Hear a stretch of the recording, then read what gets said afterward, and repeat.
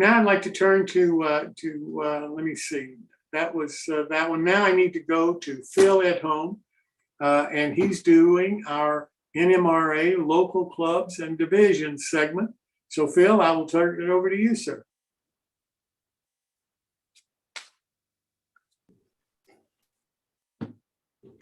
Welcome to model railroading. And as much fun as model railroading already is, there is one way you can make it even more fun and get even more out of it. And that's by becoming a member of the National Model Railroad Association, the world's largest model railroading organization. The NMRA is devoted to the development, promotion, and enjoyment of the hobby. The NMRA is 18 worldwide regions, which include North America, Australia and New Zealand, Britain, and Europe.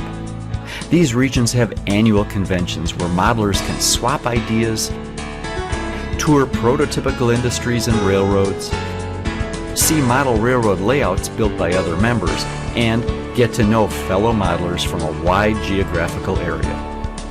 And on a more local level, the NMRA has over 150 local divisions all across North America. These are groups of modelers in nearby cities and counties who get together regularly for scheduled events, seminars, how-to clinics, or visits to other members' layouts. Chances are there's a regular NMRA division event not very far from where you live.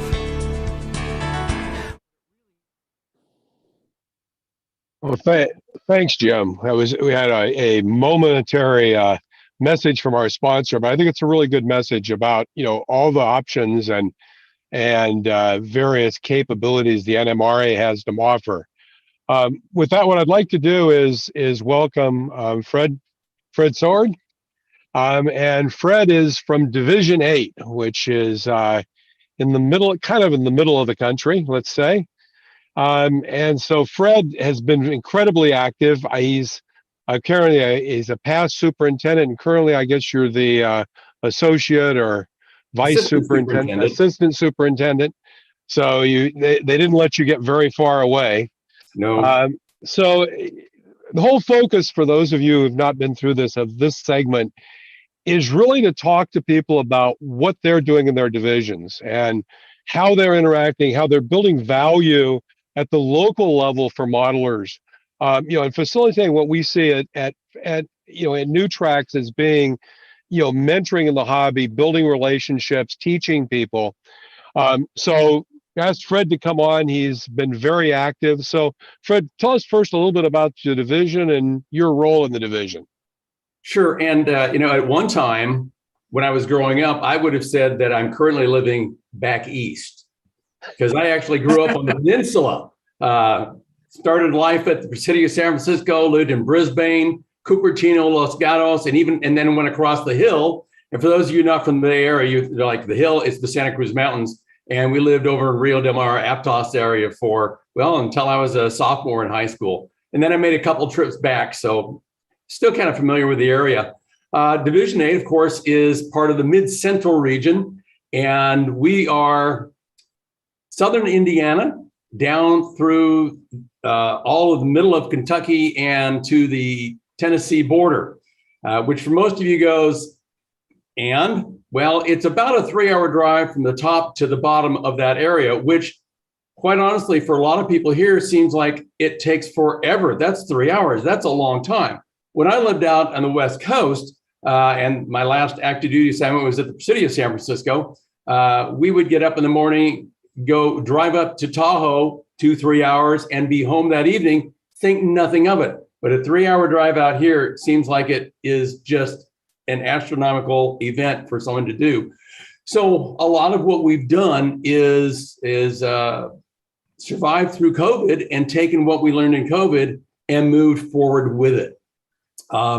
We went virtual very early, and we went hybrid as soon as we could. So I'll talk about it here in a few minutes, of course, but Division 8, for the most part, is a Louisville-centric organization. Louisville, Kentucky, of course, it's on the northern edge of Kentucky.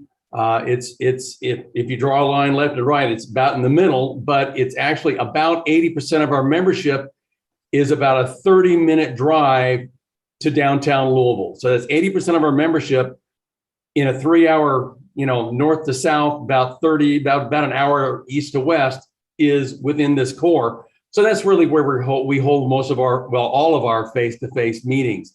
We do some events outside of there, but for the most part, that's where we are.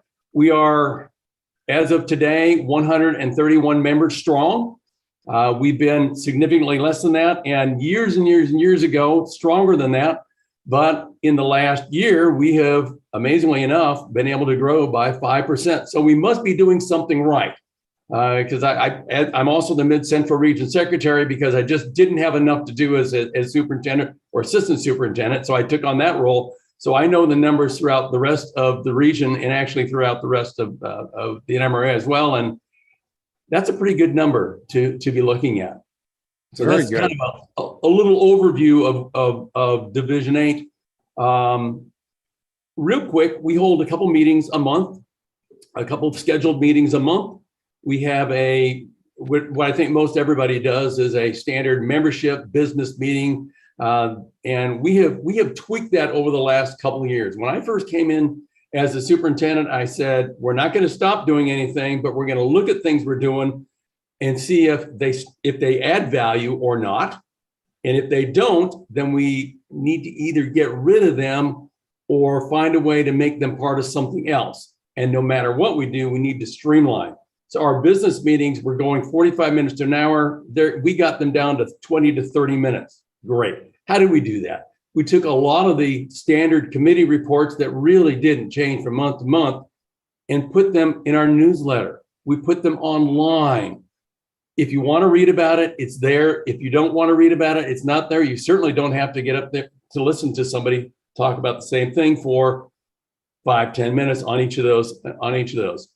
And then we do a 5-minute break to reset, and then we do a clinic/presentation. And our clinics and presentations run the gamut. Let me back up. We haven't done a lot of hands-on cooperative learning events where we have people all join in and do something at the same time. Couple of reasons for that. It was a little challenging for us to do hybrid meetings in that way and make sure everybody had all the right stuff and supervise them and so forth. And the building that we're in really, the people who own the building really didn't want us bringing paints and glues and so forth in there for a lot of people to use. As a demo, that's one thing, but for a lot of people to do it, that just wasn't going to happen. So anyway, we do a clinic/presentation the last, anywhere from 30 minutes to an hour. We've been fortunate to be able to use Zoom to bring in people remotely, just as you do here. We just had the Dwarven folks in last month to do our meeting, and this month we have someone coming in from NMRA, Riley Triggs. If you know Riley, he's the publication guy for responsible for getting the NMRA magazine online. Yay for that! And he's going to come in and talk to us about all the things that the NMRA has online. And there's no other way we could get him in there to do that. And we have another presentation from someone local. We've had Gordy Robinson attend our meeting twice. Once he just popped in for a few minutes, talked to us for 10, 15 minutes. And another one, he just kind of watched as someone else presented because he was curious about what was going on. Now, the other meeting we hold during the month is what we call the gathering. And it kind of sounds like a little science fiction, the gathering, but it's really not. We wanted it to be less formal. So we're not looking for someone to come in with a PowerPoint deck and speaker notes and a polished presentation. We want to see what you're working on. If what you're working on is this, and that's all the further you got with it, that's great. If what you finish is a craftsman model, that's great too. If you come up with some great technique, that's fine. Tell us what you did in 15, 20 minutes and let us ask 5 to 10 minutes worth of questions. Take 2 or 3 of those in an hour and we're done. A little bit of chit chat in the front, a little bit of chit chat in the back. Now we do that the first 2 months of the quarter. The third month of the quarter, the gathering is not there. We do a bull session, and it's just what it sounds like, except that we make one rule. Whatever the conversation is, it has to be railroad related. It could be prototype, it can be model, but let's keep it in that channel. Let's not diverge and get out there and talk about world events or politics and so forth. So, the question I've always had asked of me is, how many people show up to the meeting? And my answer is, that's a complicated answer, quite honestly. We have the hybrid meetings or the business meeting clinic. We have between 15 and 25 people show up to our monthly meeting now. And I'm talking post-COVID. Let's not talk pre-COVID, because things were different then. So post-COVID, we have 15 to 25 people show up in the room. We have another 15 to 25 show up online. Now, we don't have 25 and 25. Okay, we've never had 25 in the room and 25 online. So you can say we have around 30 to 40 people show up for a meeting. But that's not really true, because we post all of our meetings except for the bowl session. Bowl session does not. But all of our meetings go up to YouTube the next day. So our meetings are Saturday. By Sunday night, that meeting is online. And within a week, we get about 25 more views. And within a month, we get a total of 50 more. So you tell me, how many people show up to my meeting? And I don't know. I know how many people show up in person, but I don't know how many people really show up. I think it's about 50. And that's what we're going with right now. We never had that pre-COVID. There was no way we could do it pre-COVID. We think that a hybrid meeting is here. It's going to stay. We're not going to go away from it unless we're forced to. We are very fortunate in where we are right now, that we have an awesome room. We have great electronics, great presentation in there. We have 2 Wi-Fi networks that are open to us. Unfortunately, we're losing this facility the end of this year because building management has changed and they're no longer going to allow outside groups. We've got a line on 2, 3 other places, so we're going to be fine. We're going to continue to do that. It's great for the hybrid part because of several things. And I think this has really helped our people continue to be engaged over the last couple of years and will continue in the future. By making it hybrid, we not only had that extra 15 people come in, we got people who are in that way south part of our division that are a good 2 hours away. Think about it. It's a 2-hour drive to get to us for an hour and a half meeting and then another 2-hour drive home. Right. It doesn't sound very economical to me, cost effective. Well, I can not only have people presenting from around the world, I can have members from anywhere in my division, and I can be somewhere else as well. We held one meeting where I was the superintendent and I was in Minnesota conducting the meeting from Minnesota for my grandson's bedroom, for crying out loud. How cool is that? Last January during a gathering, I was in Florida walking around with my iPhone at the Cocoa Beach RPM meet.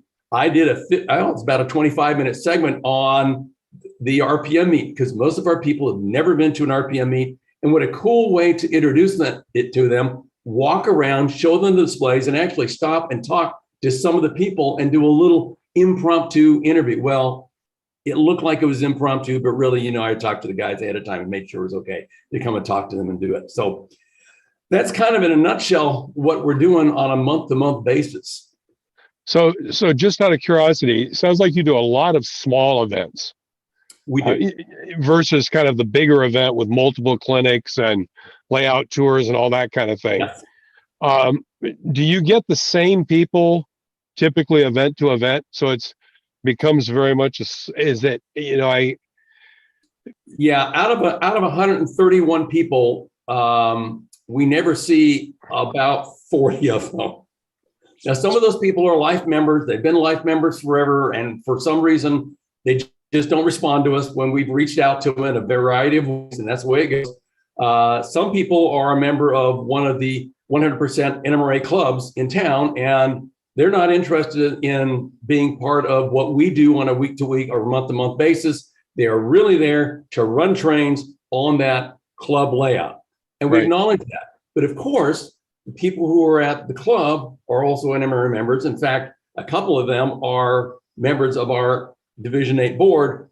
So there is a crosswalk there, and some people have come across as well. But you're right, we don't do a lot of big day-long events. We did a Louisville Train Day a couple of years ago, which was bring modular layouts in, open it up free to the public and so forth.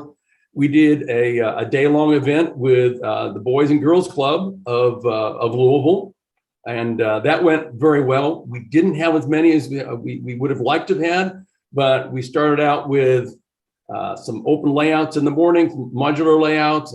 It was at one of the hobby shops in town, helped us do that. They had facility available. We bought them a pizza lunch, and then we sat them down, and they all built a blue box, an Athearn blue box car, and with Katie Coupler's though. Okay, so we enhanced it a little bit.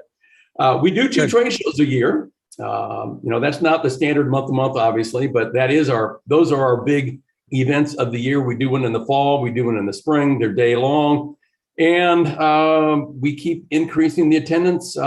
Mike Varies on here. He's our treasurer. He can tell me exactly how many people attended, but it's around 500 people who attended, and that's paid at the gate. That doesn't count dealers, that doesn't count children who get in free, but paid at the gate, about 500 people right now. And again, that's fall and spring. Yeah, it's interesting being in a market where you probably don't have some of the more national train shows come and show up. And so it's possible to have something. So I noticed there were a lot of volunteers. It seemed like with 130 members, you got a good volunteer. What advice would you give of how to get volunteers involved and active and in a division like you have? That's a very easy question, actually. You look them in the eye and say, I have a job for you. How do you feel about doing this? Now, you don't do that at the first meeting when they come in the door, but you get to know them. You got to feel them out and see what their skills are and so forth. And you just say, hey, you know what? I know you have these skills. We'd really like you to do this. We'd like you to help us with this. Is there any possibility? Sometimes they have to think about it, and sometimes they just volunteer right there. And it sounds like a silly thing, but it's the way the work. I think that's the best way to make it work. Gordy and Christine and I have gone around a couple times offline about the power of social media. And I'm a firm believer in it, but nothing beats face-to-face talking to. Uh-oh. I think we lost him. Fred, I think we lost you. You looks like you locked up.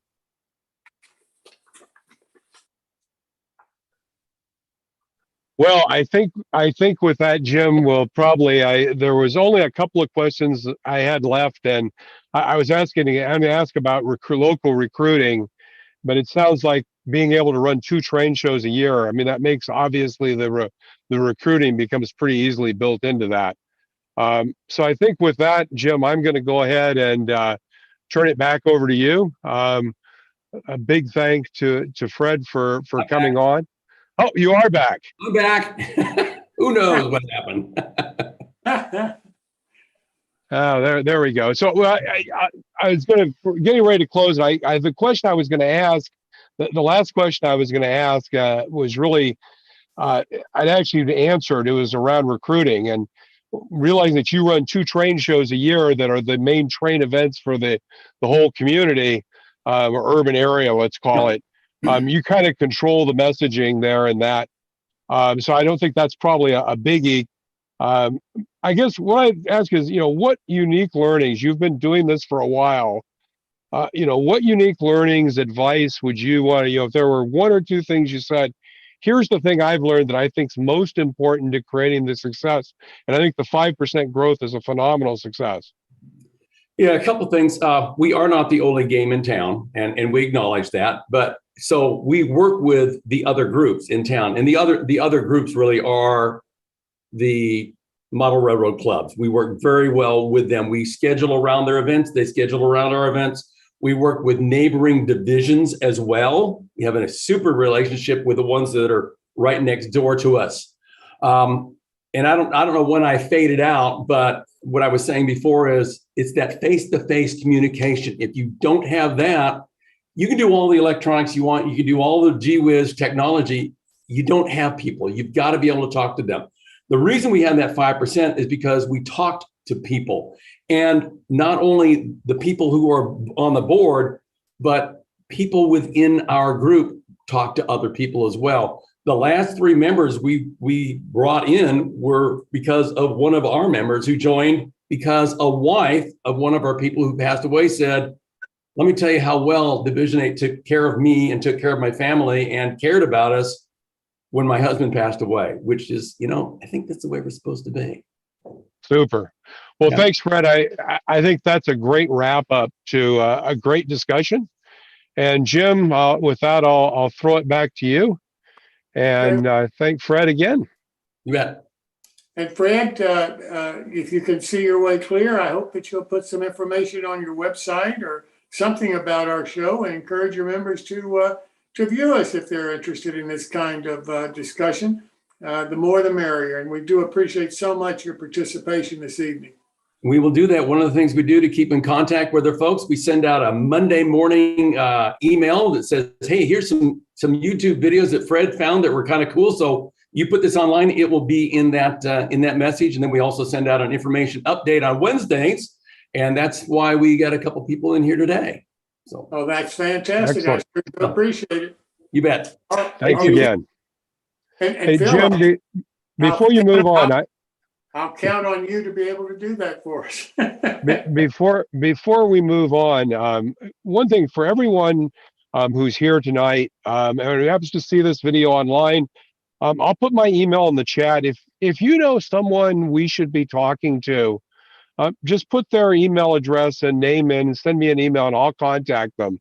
I think as you see, the more and more folks we get involved, it's just a great opportunity to learn and put those learnings together. And once we have these in place, we're going to be able to actually, I think, sift through them and kind of synthesize some great ideas. I saw, for example, tonight, a huge difference between the direction we've been going in the Coast Division, which is to have virtual events fairly regularly and physical events on a quarterly basis, to this idea of, do you have a physical event that's monthly and gets a smaller group of people that builds the same kind of thing we built virtually in the physical world. So I think we're always learning. So again, I'll put my email in there. Send me an email. I hope to hear from some of you. Thanks, Jim. Back to you. Thanks so much, Phil. You're doing a great job with this. And I do hope that the people are paying attention to what's really happening at a local level, because the reason I think this is important, this is how I met my mentors. This is how I met the really outstanding modelers that helped me over my lifetime. So that's why I think that this is important.